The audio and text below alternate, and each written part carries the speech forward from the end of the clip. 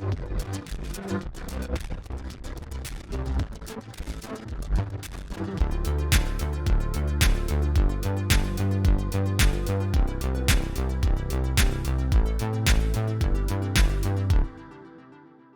guys, and welcome back to another video. We opened there with a couple of presets so you can see exactly what we're doing today, and that is looking at a plugin by Abberant DSP. I don't know if I'm saying that right.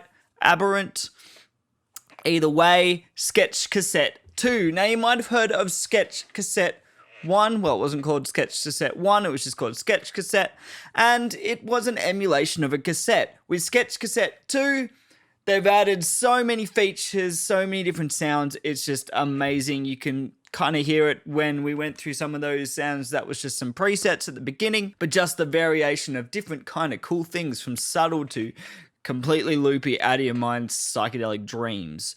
So the idea of a cassette emulation, you might be thinking, well, cassettes were never hi-fi. Cassettes aren't exactly what people were after.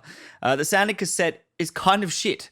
And that is what this plugin does. It sounds shit in the best way. It's lo-fi, it adds color, it adds warble, it adds all these really cool things that just give you this nostalgia. Is it something like your, kind of master tape style plugin that you just warm up, get a rock mix? No, it is much more colored than that and much more deliberate. So let's go through some features. What I want to do with this kind of review is just show you some of the features with this kind of sounds we've got going here, and then show you some use cases where I really like using features specifically for different tracks. Because you can use this on your whole mix like we're doing here, and we'll hear all the kind of features on the whole mix, but you can also really get a certain sound from certain instruments, which is probably, I guess, more of a less cheesy nostalgic factor and more of like a sound design kind of idea from the plugin. Now, I'm not endorsed at all by this plugin. I bought this plugin because it sounded cool and I'm loving it. So let's have a look at the features. So the main thing with this, we're going to first just go to default sound, and so we can go through what it's all about. So I've got it on stereo bus. We'll leave it on stereo bus. We'll loop this. This is a bunch of, as you can tell, Vital. I'm going to look into doing a review on Vital soon. This is kind of a track I started off with, just messing around with Vital. Really cool plugin. But anyway, you basically have different types of cassettes. Now, I'm going to leave some links below about cassettes and cassette types for those that don't really know what that's all about. But basically, you had different materials for making cassettes, and of course you had different qualities of manufacturers for cassettes as well. So there was 3 main types: type 1, 2, and 4. There was a type 3, but didn't really get used very much, and they all varied. Type 4 is generally the recording high-end one. It's the most expensive. Type 1 was generally the cheapest. You get it from your supermarket, that kind of thing. And type 2 was a little bit more expensive and has a kind of sound to it as well. The main thing to really think about is type 1 doesn't have much high end, type 2 doesn't have much low end, and type 4 is the most balanced. So you've also got 4 different kind of, I guess, cost factors here. You have the cheapest crappy tape here, probably at a low speed, and then all the way up to like a master quality tape. Of course, cassettes aren't really considered master quality, but you get the idea. It's your best kind of quality. And we'll go through some of those sounds as well as look at the age. Now, I think what might be best, because there's so many features, it's going to be a long time to go through features. So what we're going to do is go through each section of features and then do a little bit of a demo of what those features do. So I'm going to make sure everything else is off and have a look through basically the tape section and the age section. So tape section, like I said, it's all those tapes and very much deliberate to those tapes. The age, I'm not sure if it actually changes with tape type. This is more like a kind of high-end roll-off. As a tape gets more used, it loses flux and you lose a lot of high-end detail. So that's really what the age does. So let's have a listen to a few different tape types so you can get a feel for what they sound like with the rest of the settings kind of not doing anything. this is your Type 1 master. Now if we go all the way down to cheap, you'll hear how kind of crappy it sounds. And that's what a really cheap cassette sounded like. Shit. But really, really cool for, you know, a kind of sound design idea of trying to get that someone's playing it on a Walkman. You could also add some EQ to kind of get that boombox sound as well. And we look at value, standard, and master. So back to master. Now let's, for comparison's sake, we'll go to cheap and compare cheap Type 1 to Type 2 to Type 3. So you can hear that kind of nasty high end in Type 2, right? And listen to how the low end's changed. Back to Type 1, quite obvious. But if we go to master in Type 2, it's a little bit more balanced, a bit better, more hi-fi. A bit more natural, right? If just for the sake, let's bypass.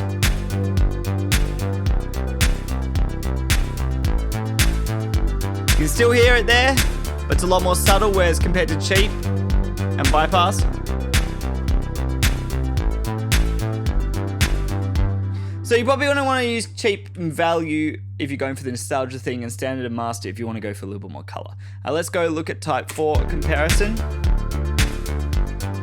More balance. Back to Type 1, for example. Type 2, Type 4. Bit more high end, bit more low end, bit more balance. Let's go Type 4 value. Not as harsh. Standard. And lastly, master. Now compared to some bypass, it's probably the closest to the bypass signal.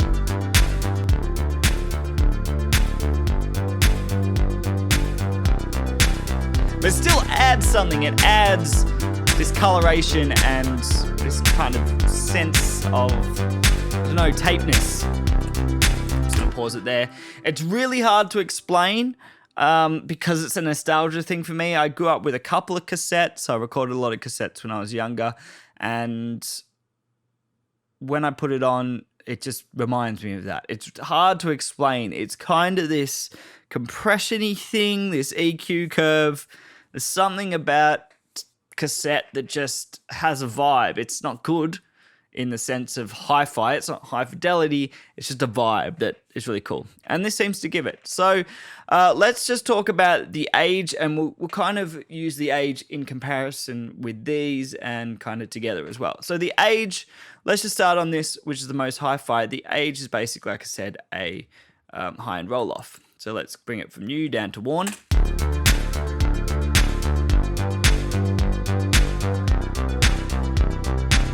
So super subtle when you're using it here, but let's try it on something like Type 2 cheap.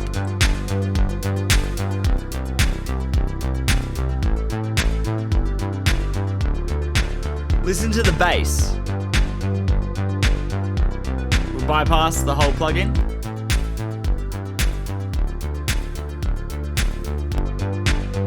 Bass is like closed up a lot. Everything's kind of closed up. The drums are closed up.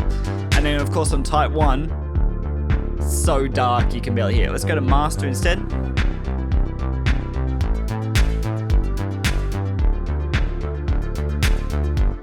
So what I like to do if I'm going for the nostalgia thing is say maybe Type 1 or Type 2 value. We'll try Type 1 value and about used. So we'll go bypass again. And you hear them together. It's all about using multiple things together with this plugin though.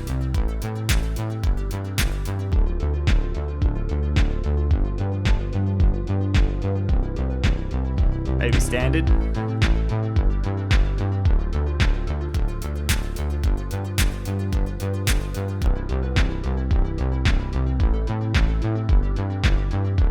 So using that in combination with some of the features we're bringing up now is where I like the really lo-fi kind of warp tape, someone just found a tape in the dirt kind of vibe, and that's what we're going to end up going for. So we're going to go to Type 4 and master and put the age up on new just so you can hear the detail here with the next section. So we've got hiss and saturation, I think we'll put them together. So hiss is just noise. I think it does depend on whether you're playing signal through it, but basically you've got hiss, you know, that's the kind of noise you get from a tape player. I don't think it's affected by the tape at all. No, it isn't, so it doesn't matter what you're doing in this tape section. that hiss is more the hiss from your playback system as opposed to hiss printed to the tape. So it's kind of emulating.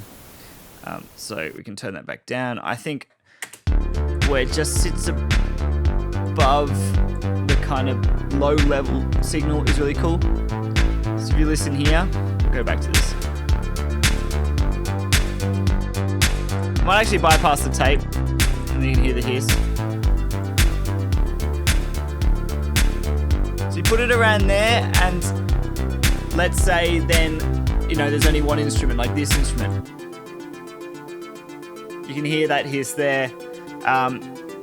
That really brings that kind of cheap flavor to it, right?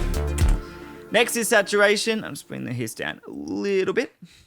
Saturation, you got two types, A and B type. I'm not exactly sure if they're emulating something different, but yeah, you're getting the saturation you get from tape recorders and tape playback systems. And I believe some from the actual tape, but I don't think it matters what tape you're using, it's the same. Kind of hard to tell because you've obviously got the different frequencies, which is going to change how it distorts. So that's A type, and this is B type. It's a lot more full on, really crushes up that low end. Obviously you don't use it this extreme. Might want to dial it back to about here. If we bypass this, turn the hiss off, we can hear the difference between the saturation.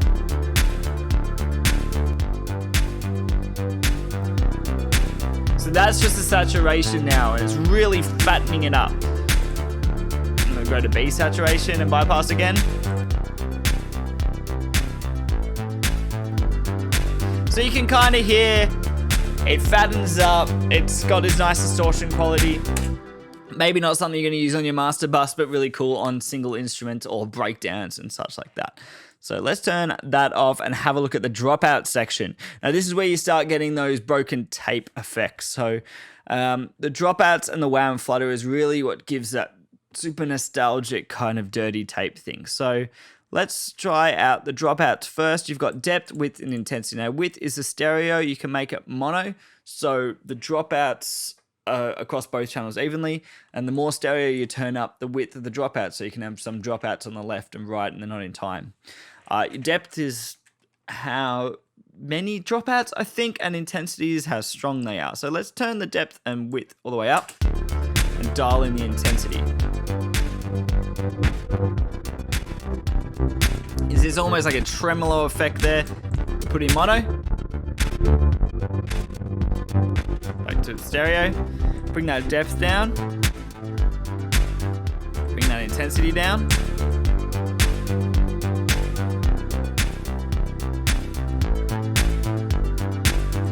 Maybe a bit more.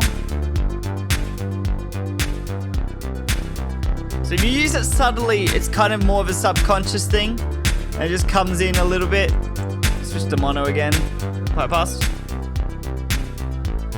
Back on.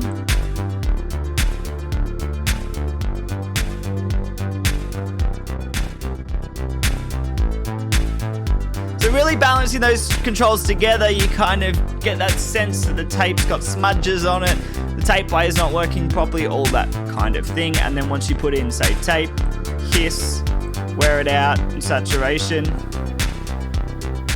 you're starting to get somewhere, right?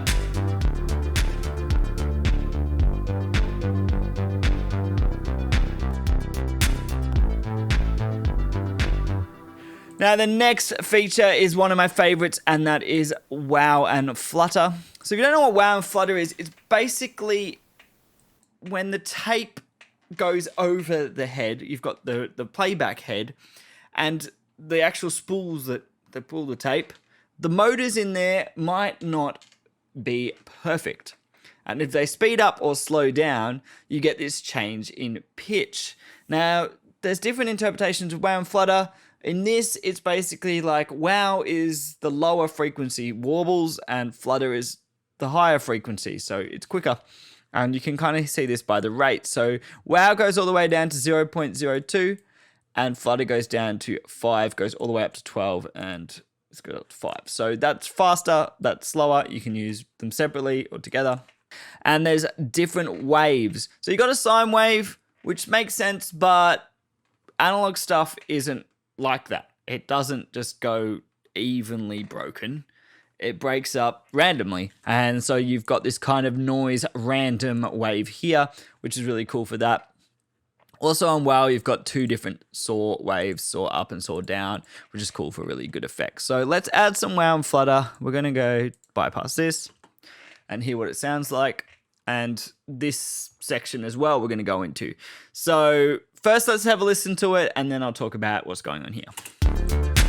Let's add some WoW.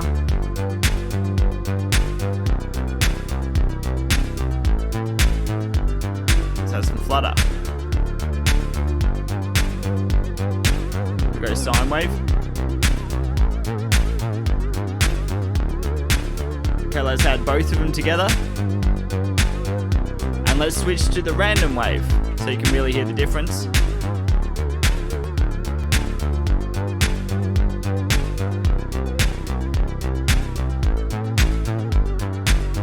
Like sine. Sine is way more obvious because you can hear that LFO. Where random, it's much more, I guess natural is much more like an actual tape machine would be. Okay, let's just quickly listen to the saw waves.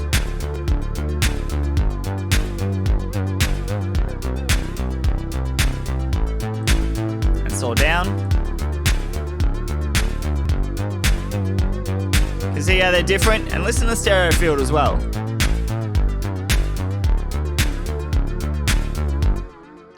Okay, so, I mean, we can spend hours listening to different rates and stuff, but you get the basic idea. But the really cool thing is this section here. So you set up your WoW and Flutter how you would normally like it, say, and you're getting a tone. Now, you can offset it with these offset controls. That's for WoW, that's for Flutter, which is really cool. And then you can also tempo sync it. So if you want that more organized kind of LFO sweep, you can tempo sync it.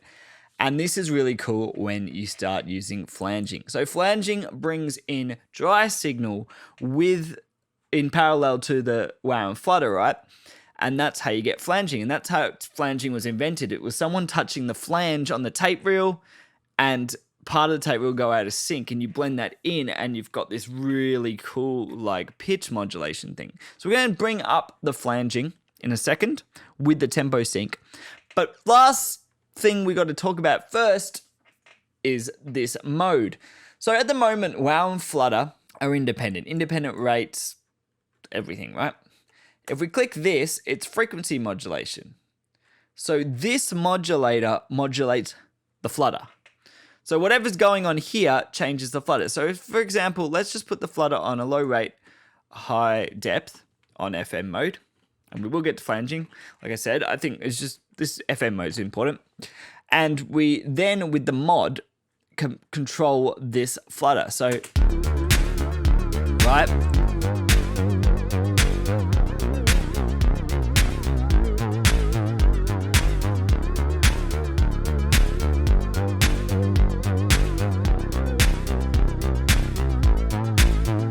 Let's put the depth here.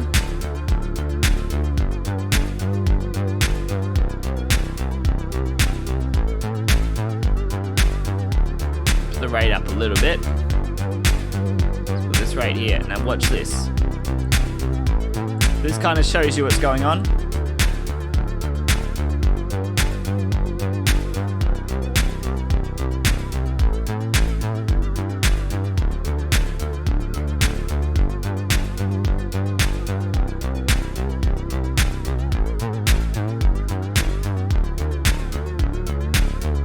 Listen to the rate of that Flutter. Going to increase and then decrease. So that's really cool. Let's switch back to this for flanging and we'll put the tempo sync on. So if we keep our rate 1 to 1 and turn the Flutter off, just put it on WoW and you'll be able to hear the flanging.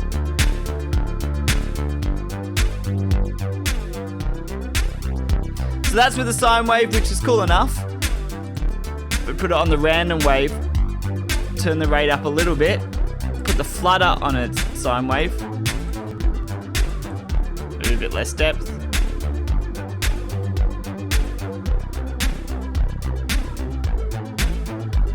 offset the flutter.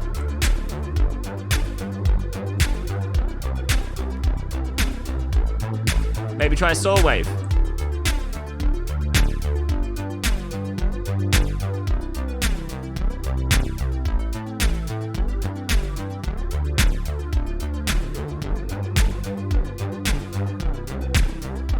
Of course, you can use your own manual rates if you want to go really slow and ridiculous.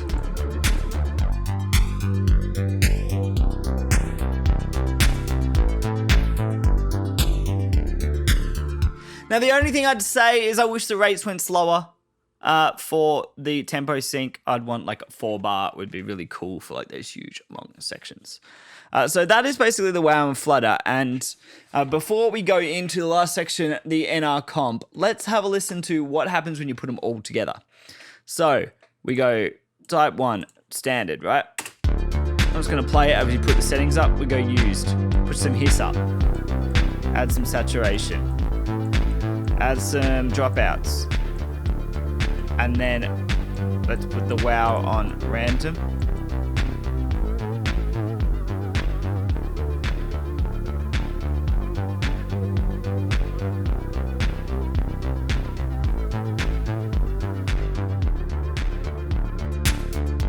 Now we've suddenly got some really tapey tapeness. Okay, so to add into that, we've got the last section, and we're going to turn tape off.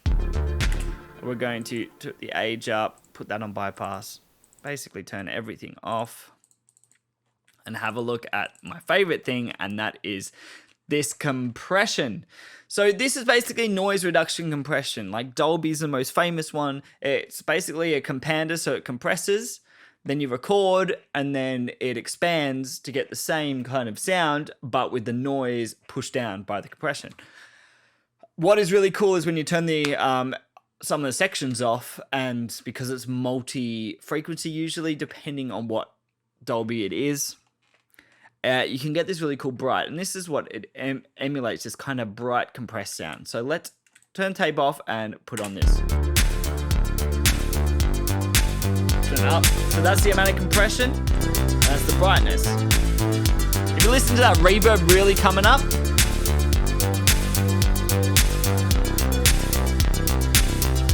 it's a really kind of heavily compressed bright sound, and it might be too much like this, right? But it's really cool on sources that need some of that compression. I really like it on vocals, and you can hear that I'm getting noise brought up there. I don't even know if that's the hiss from this or hiss from some other plugin. Could be. Let me just mute everything and have a listen.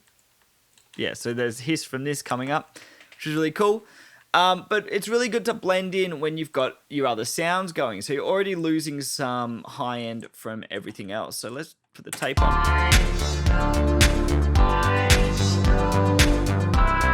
Okay, so I've added this extra track as well, just so you can hear it.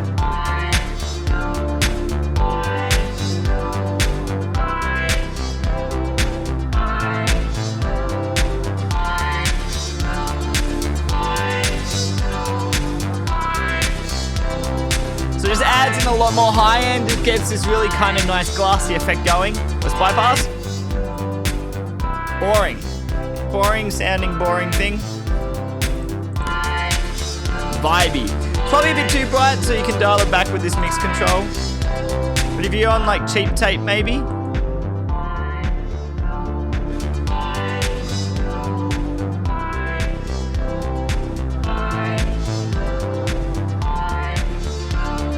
type 1 standard maybe.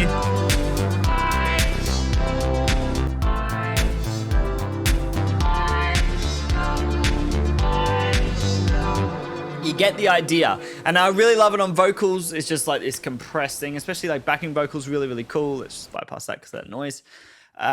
It's really cool on drums or just anything you want to add something. That's what that compression is really cool on. But I like to use it on when I'm using on the whole mix for that kind of nostalgia sound design thing as well. So that's basically all the features of Sketch Cassette. So let's have a look at it in individual sources. So I think the coolest thing to start off with is you've got a kind of boring pad and you want to give it a vibe. So that's what we're going to do here. So I've got this pad is just from Expand. It's just a massive pad and Expand, old plugin. Actually got some really cool sounds. And so I'm going to turn off Sketch Cassette. Now let's just do the pad. So it's fine. There's nothing wrong with it. It's just a bit boring, right? But we added some mod, we added some Flutter. It's really cool. So let's turn this down a little bit. We don't want that much. Bit of brightness. Maybe bring this up, a bit more saturation.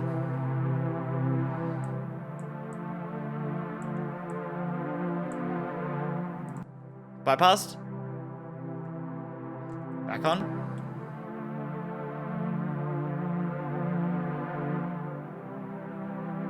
So I really like using this plugin there.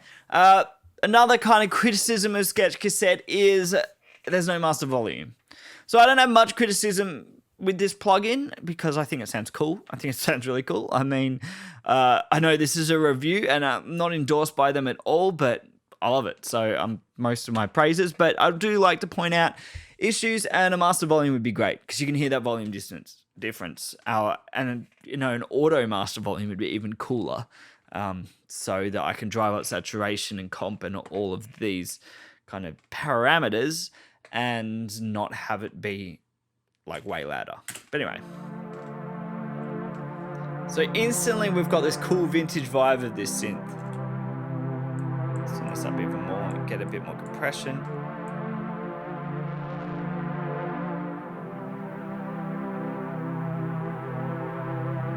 Bypassed. Back on. So you can see how it can really revitalize a kind of slightly boring pad, give it movement with the wow and flutter, give it kind of this organic analogness, this dirtiness with the saturation and the tape emulation. So next, I just want to have a look at it on drums and have a look at the flanging, because I reckon the flanging on drums is really cool, but in general, it sounds really good on drums. So again, I got another instance here. I've already kind of programmed something in, but we can mess around with some settings. So let's bypass it. This is just kind of live drums, right? Put on Sketch Cassette.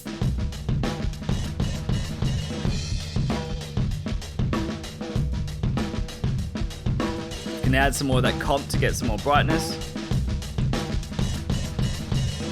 You can hear that ringing because of the compression and the saturation. And then if we want to add flanging,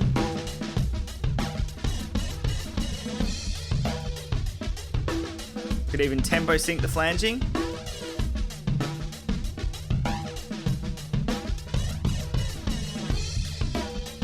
That's just like a classic flanging effect you hear in a lot of great records, a lot of 70s stuff, but a lot of newer stuff. Blink-182 used it a lot. Travis Barker still used it a lot, actually, the kind of flanging sound on drums. We're just playing with some of these parameters, right? Real distorted drums, you go here.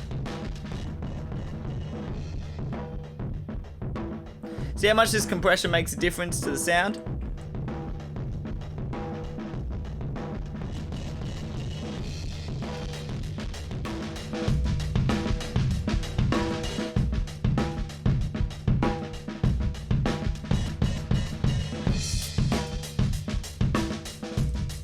I'm just messing with some settings.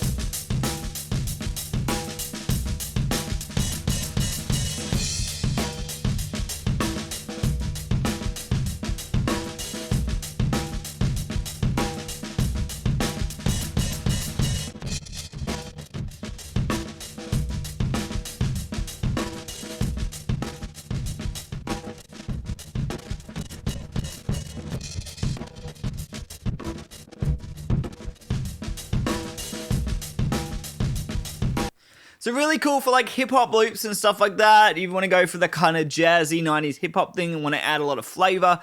I mean, a lot of that kind of is classically the vinyl coloration, but the cassette coloration is really cool. A lot of lo-fi hip hop. I think a lot of keys use that. So that's what we're going to move on to now, is just some keys quickly. And then we've got it on 3 different sources with these keys, but let's just loop up these keys for a second.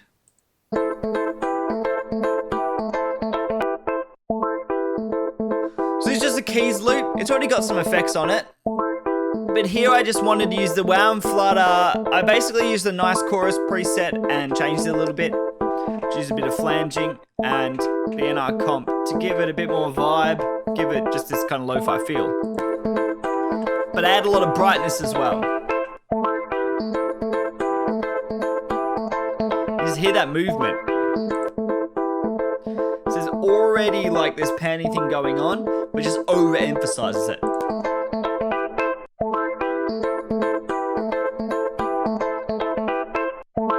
So in a bit of context, what I've done here is mix that with a bass loop and a drum loop. So if we then have a look at it here, what we can do is put them all on. And I'm just going to turn off Sketch Cassette for all of them. We'll open up all the different instances.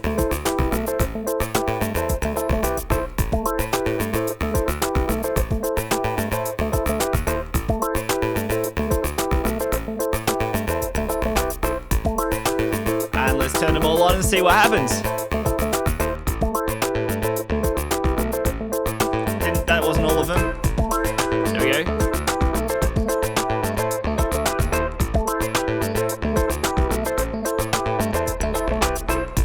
Bypass them again.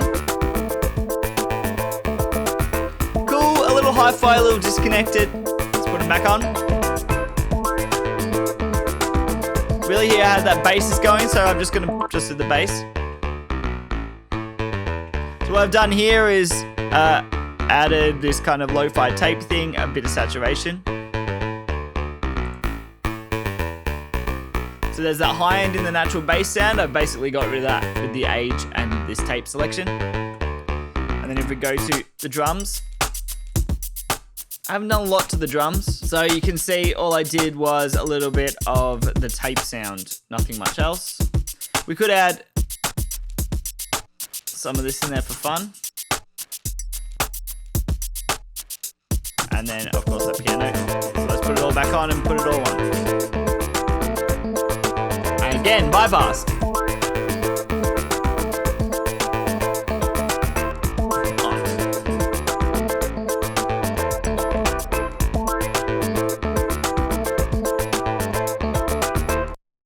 So that's a really cool example of putting on different instruments with different settings and kind of getting a vibe without it sounding like you've all just put it through one cassette tape. It's just a little bit more subtle.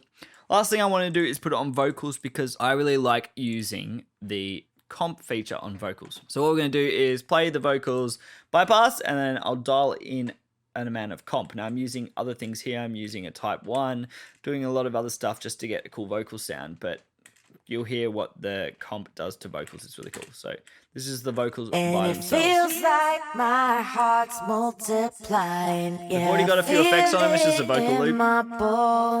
So let's turn it on with the comp all the way down. Future in your eyes, feel it in bit of saturation, bit of warmth. But let's add in the NR comp. And it feels like my heart's multiplying. Yeah, I feel it in really in your face kind of sound going on there. Wanna see the future along with the saturation in that tape, it's just, it's cool. Feel it in your heart and soul.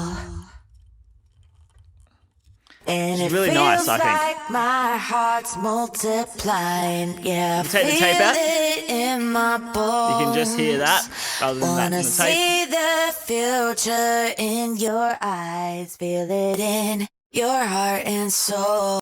Really good for bringing out the breathiness and getting that really intimate in-your-face vocal. The Dolby A trick has been done for years. Def Leppard did it, although no one's sure if Def Leppard actually did it, but it sounds like they did. But a lot of people did it. It's just part of that sound. So a really, really cool feature to have is that in our comp.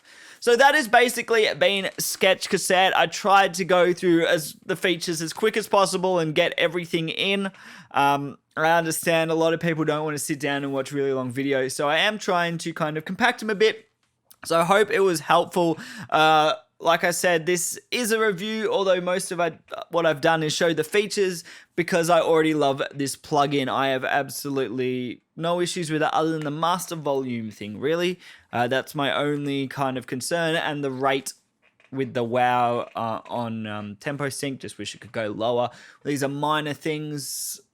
It's just harder to A/B without a master volume, but you can always put like another game plugin in or something and have it on a group. There's ways around it in your DAW.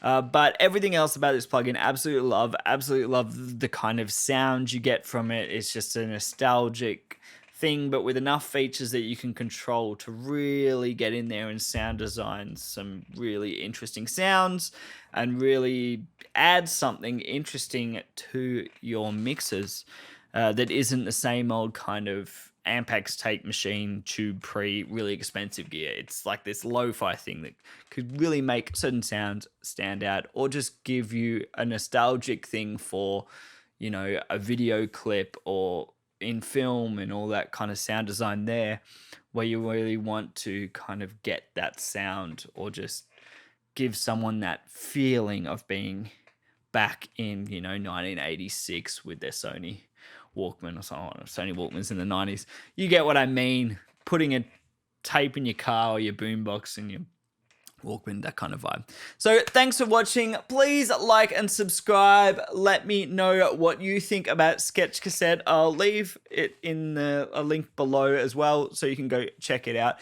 It's a fairly affordable plugin. Sometimes it's on sale, sometimes it isn't. I think I got it on sale. I can't remember how much I paid for it. Fairly affordable plugin, so go check it out, and I will see you next time.